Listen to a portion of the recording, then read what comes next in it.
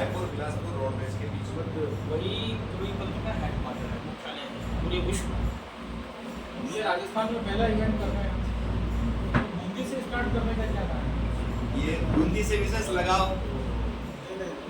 ये महाराज जी कभी आपको जो पहले भी राजस्थान का दिखी जो है मैप है छत्तीसगढ़ के नज़दीक से हमने जो देखा तो उदयपुर और बूंदी 15 अगस्त को हम नाता हमारे जो देशभक्त हैं, हमारे जो शहीद लोग हैं, उनको याद करते हुए हम एक महान रैली के रूप में हल्दी घाटी जाएंगे। महाराणा प्रताप जी और अन्य शहीद हैं हमारे देश के, उनको याद करेंगे और उनके सम्मान में हम तिरंगा फहराएंगे और भारत की वंदना करते हुए पूरे जोश के साथ युवाओं को संदेश देते हुए औपचारिक रूप से इस मिशन और इस यात्रा का यहाँ राजस्थान को पूर्णतः समापन।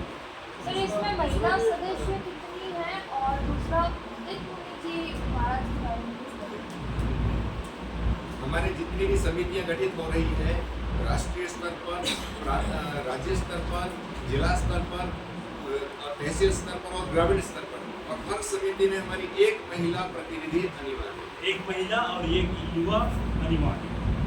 इसके अलावा हमारे बाल संगठन भी बनेंगे जो 10-12 साल के बच्चों से लेकर जो स्कूली छात्राएं हैं उनकी एक अलग टीम रहेगी, वो अपने लेवल पर काम करेगी।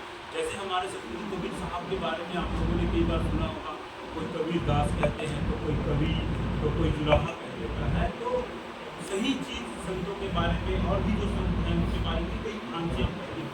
तो ये स्टूडेंट्स क्या है सही चीज़ की उनको जानकारी देंगे, तो वो अपने स्कूल में पाठ्यक्रम में छुट्टियों से पढ़ाए जाने वाले पाठ्यक्रम है तो वहाँ से क्रांति के रूप में बोल सकते हैं। इसका पूरा देशव्यापी और विश्व स्तर पर इसको सुधार करने में जमीनी स्तर पर काफ़ी लाभ है।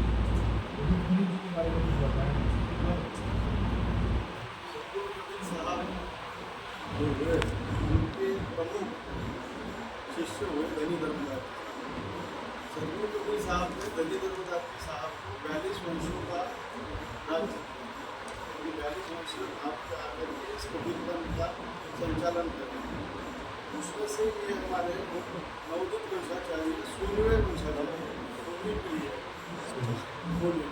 उन्होंने इस यात्रा का प्रारंभ किया।